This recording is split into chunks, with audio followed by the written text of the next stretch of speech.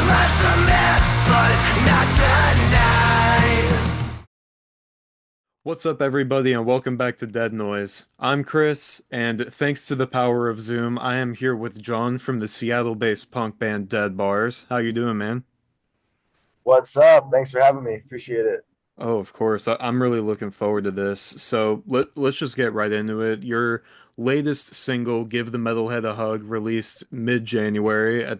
By the time this interview comes out, it'll probably be a month removed from the release date. So far, how has the reception been to it so far? And what can you say about the overall meaning of the song and the sonic evolution from your previous work to this point? First single off of our new album that's coming out in March, All Dead Bars Go to Heaven. Everything has been great. It's our first um, single off of a new album, in a few years. We haven't put out an album since 2019. We put out a few singles, but yeah, I mean, give the metalhead a hug. I mean, the title says it all.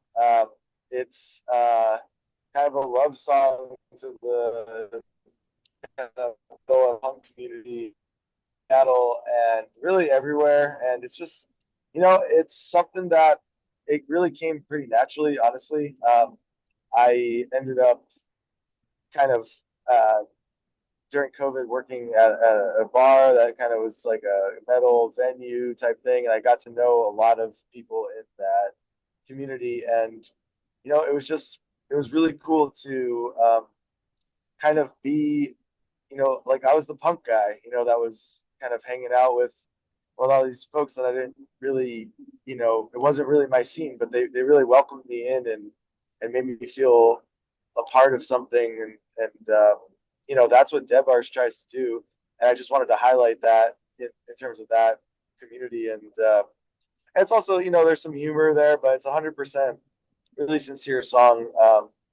And I think everyone that everyone across the musical kind of spectrum, whether it's like indie, punk, metal, garage, or whatever, emo, like everyone has been, the reception's been really, really good. So, and we have a video for that. If y'all check out the animated video, it's at deadbars.com.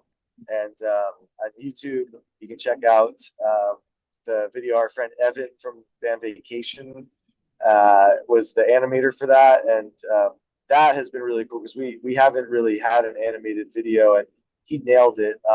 The video is one of the coolest things I've ever been, able to be a part of. So, uh, yeah, it's been great. Sonically, um, it's just a good rock song. Lots of it is a little bit different than kind of some stuff we've done before, but also very much the same. So, if you're a Dead Bars fan, I think you'll enjoy it. If you've never heard us before, I think you're gonna be into it as well.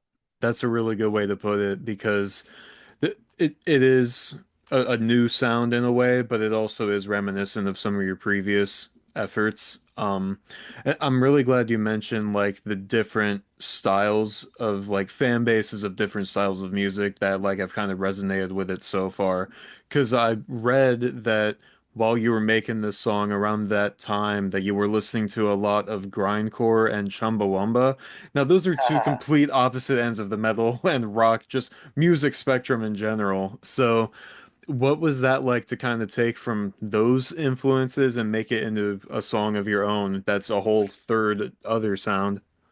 I just had a lot of time on my hands. It was kind of during the pandemic. I wasn't really at work, and I just had time to kind of go back and revisit some stuff that meant a lot to me, like at least back in the day. And so, like, I've been doing, this kind of punk band and, doing all this shit with Dead Bars for a long time that I wasn't really going out or really experiencing a lot of, of the other stuff that I'm into. I've always been into it, since I was a kid, of like, particularly hardcore, but specifically, definitely grindcore for sure. And so I was listening to a lot of that stuff. I was listening to a lot of, yeah, more like aggressive music, and that just kind of coincided with um, me end up working at kind of a this kind of like metal venue, like randomly. Like I didn't really seek it out. I was just kind of going there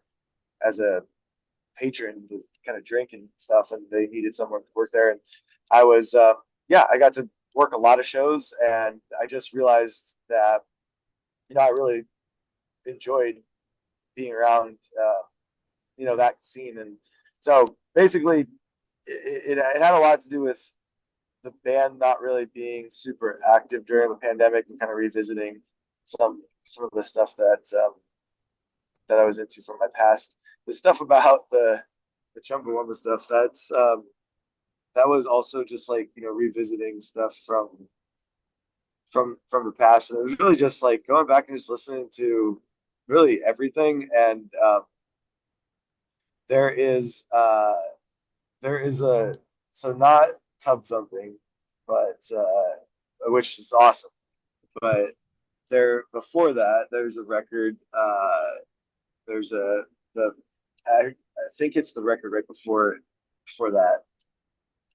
It's called Anarchy, and it's a Chumbawamba album, and I think the first song off that is called "Give the Anarchist a Cigarette," and that was kind of the impetus for being like, I just immediately kind of came up with this, like that inspired me to give the Metalhead a hug thing, and so that's kind of why I mentioned that that was one of the influences, but it's less to do with, definitely more of just like a title thing, less to do with musically, but also there is some there. Like, I mean, it's just, you know, kind of badass rock song. So uh, that is kind of how that song came about. And then I was working with the band, brought it to them, and we kind of workshopped a lot of stuff, and like the guitar stuff, was kind of done at rehearsal, and like everyone brought ideas, and it was kind of also uh, some of the lyrics were also brought by the band as well, and so we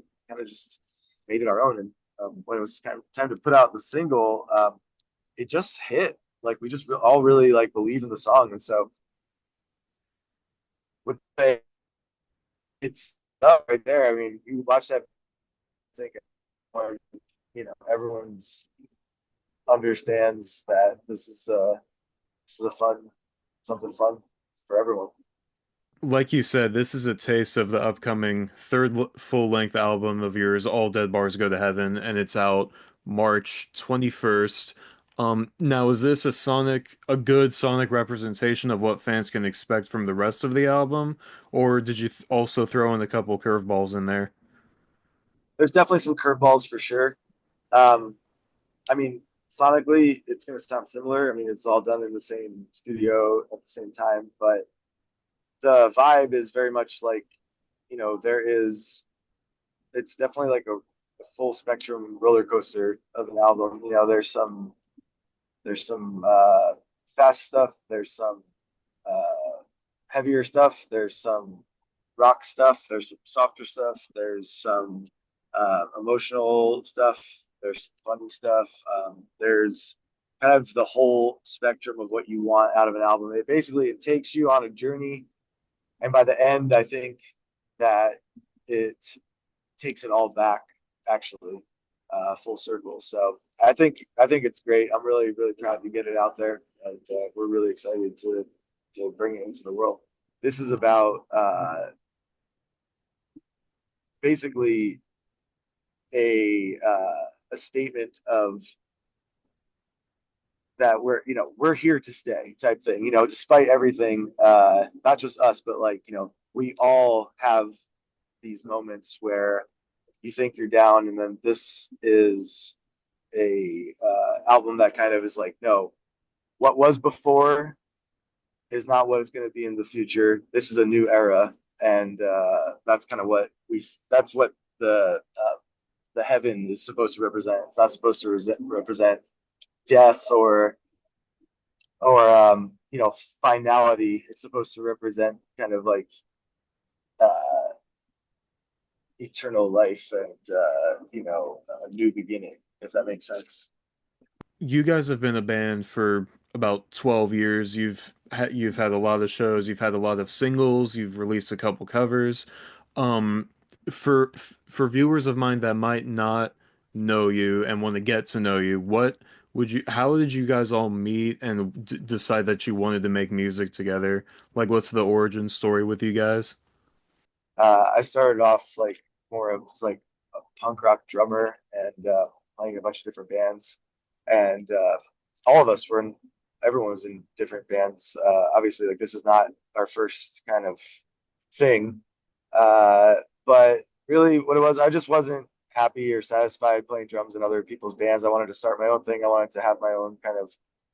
I had stuff that I wanted to say. I was feeling like I didn't have like a voice in a lot of the other projects. So it's kind of like the origin story is really like a person who has been in bands, a musician, but somebody that didn't know anything about like, you know, like songwriting or like really music. And I was figuring it out and I wrote, a handful of songs on a guitar with one finger on one string, just kind of humming along.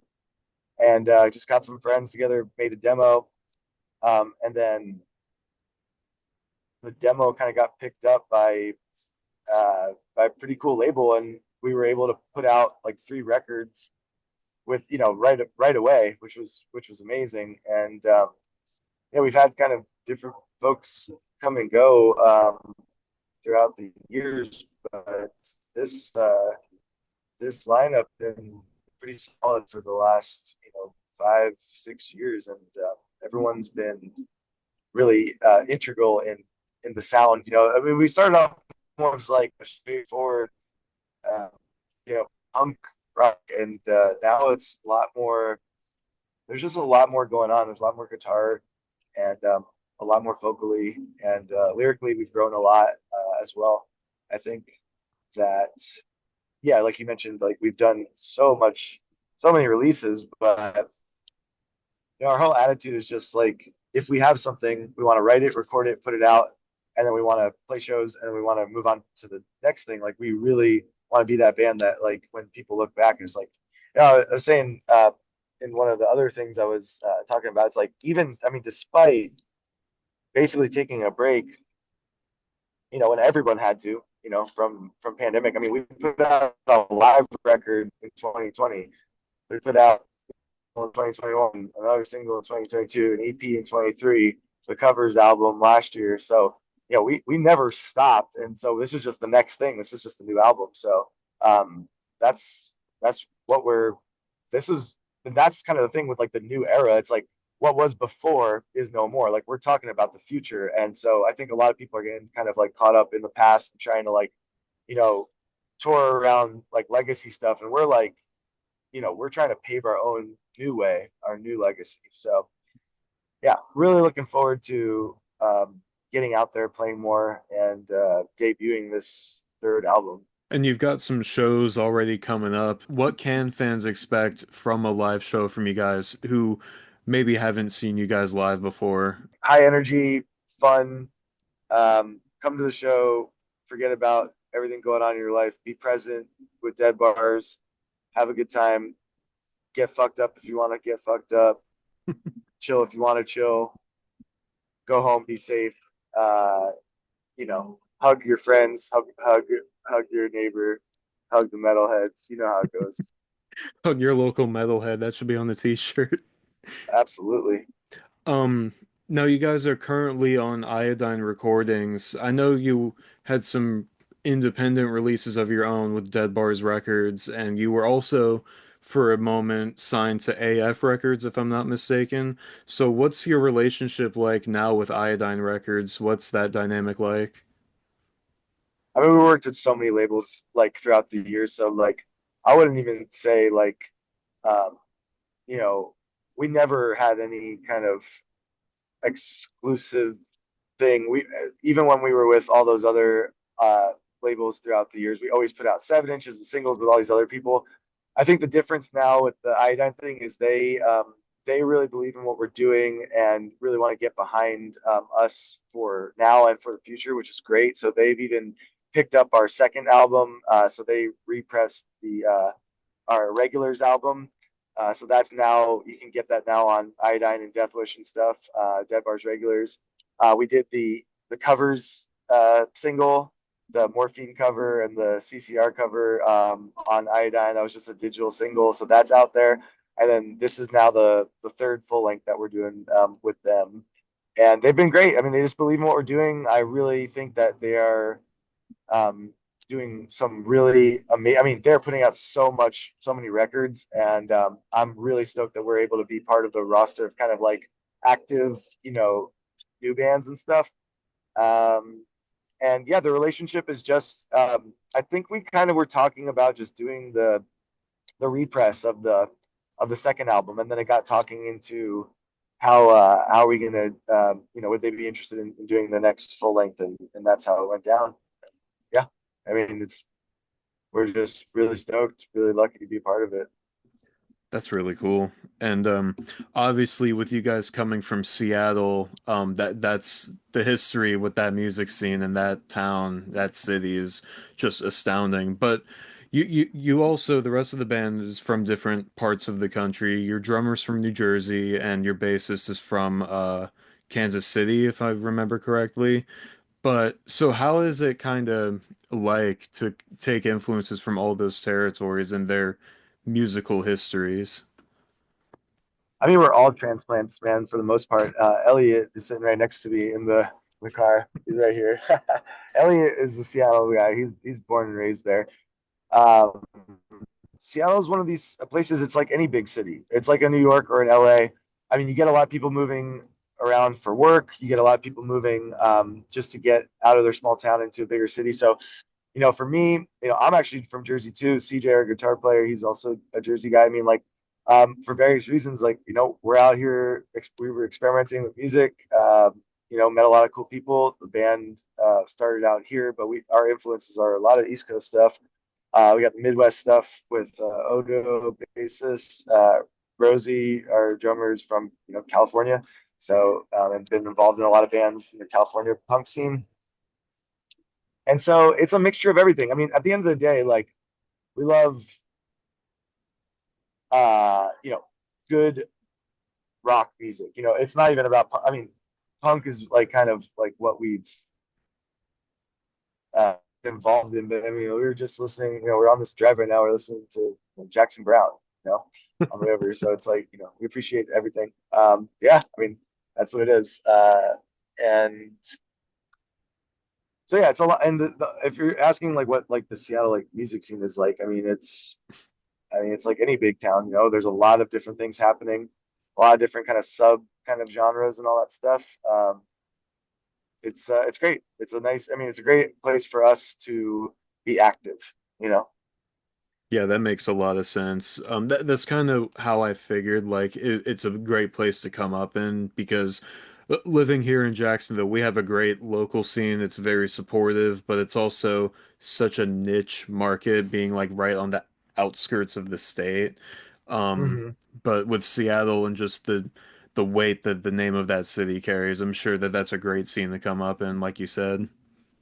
It is. It really is. And like we have like carved out our own little kind of sub niche, but like that's what the kind of like the metalhead give the metalhead a hug is about too. It's like trying to bring different kind of worlds together. And I don't know about you, but like when I was a kid, it was all about like mixed bill shows. Like there'd be a hardcore band, ska band, punk band, emo band, acoustic act, all in the same show. And I'm not saying that that has to be every show, but like I really do appreciate when.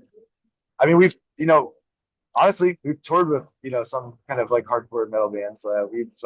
We've done stuff with kind of like more emo bands. Like we're kind of I would love to be the band that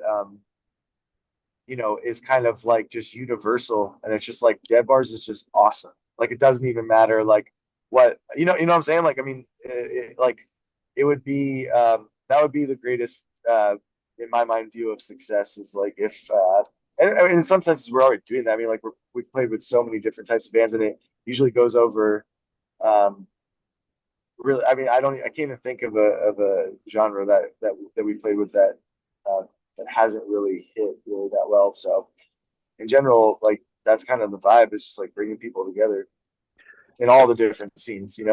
Oh yeah, that's awesome too. Like to have such a favorable reaction with all the different demographics because like I'm sure you know this, but like some fan bases can be a little bit gatekeepy and like a little elitist in some ways.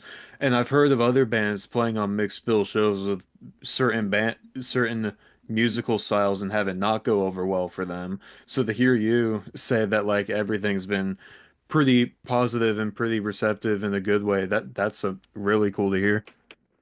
It has been, and like shout out, Seattle Metalheads. Shout out fucking the emo and the indie and the punk scene out there too. I mean, we've done so much garage. I mean, we early dev bars. We played a lot of kind of like Indian garage kind of stuff. Like we've kind of done it all. But the punk world is just where we really. That's like firmly where we're at. It's been awesome. And as a punk band who's got such eclectic influences from, like you said, CCR and Chumbawamba and grindcore and stuff like that, I love that because like Jackson Brown. Jackson Brown. I love it because like that's kind of how my music taste is. I love Alice Cooper's one of my favorites. I love Ice Nine Kills and Motionless in White, but I also love Billy Joel and stuff like that too. So like when it comes to creating your own sonic identity, is it kind of just what's that kind of creative process like to make sure that like it is a cohesive enough sound to like not be accessible, but I'm trying to find the right words for it, but I don't think I have them right now. Um, but like j just in creating your own sound, what's that process like taking inspiration from all these different places? I honestly, I can't even really answer that just because it's like, I'll put this out to your audience. It's like I challenge you to find another band that sounds like us. Period. Yeah. I just think that we sound like Dead Bars. So, um, and like we don't try to like sound one way or the other. It's evolved for sure, um, but it's evolved organically, and like I just don't. I can't. I've never heard anyone that you can compare us to. I think there's just so much kind of difference in songwriting, lyrically, performance. Um, I just think we are dead bars. That's just like the genre. I I can't really answer, and it has to do with all of what you just described. It's like we're taking influences from everywhere, but it's not in a way that doesn't seem authentic. I think that that's our biggest asset is Yeah. that like we're the most unique, at least from what I can tell, like we're kind of doing something that no one else is doing, and I think that confuses a lot of people. Everyone wants you to fit in a particular box, so that you can fit on some sort of package, or if you can fit in some sort of like because you look a certain way, you sound a certain way, and so for us, it's like we just sound like us. I can't describe it, and that's over time. That's been a huge benefit for us. But in the short term, it can be frustrating because like it's hard to figure out where you fit. Yeah. Like you said, you guys are authentically yourselves, and it definitely shows in your music, and that's probably what I like most about you guys. Um, Now, before I let you go, this is my favorite part of every interview. I have a speed round for you. Uh, All right, let's do it. so I got 5 questions. If you want to elaborate, you can absolutely do that. The first question, your favorite song to play live. Oh man. As of right now, it's the brand new song "Give the Metalhead a Hug." I love that song. Your most embarrassing moment on stage. Oh man. Uh, One time I like literally fell off and like broke my nose. Oh my God. Damn. Yeah. Okay. Um, your dream tour lineup.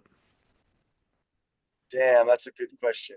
hold on, can I ask the van too? Yes, Like a absolutely. group question. All right. Dream tour lineup, guys. This is like a fire round. Rock and roll stuff like Sheer Mag is a name that just got thrown out. I mean, for me, it's like, it'd be a band like Weezer, Blink-182, Bouncing Souls. Um, that would be it for me, actually. Something like that. Your favorite thing to do outside of music? Oh man, that's a good question. I like I mean, I like spending time with my family. I work in a museum, and so like I'm really interested in like history and um, going to visit. I love going to museums, but like watching documentaries, like just learning, reading, um, and studying about history so that we can learn from our past to prevent bad things from the future. So Yes, absolutely. That's very important, and I think everybody should take note of that. Um, and the last question, this one's always my favorite one. The song you wrote that means the most to you. probably Dream Gig. Go back and listen to Dream Gig. That's probably the one.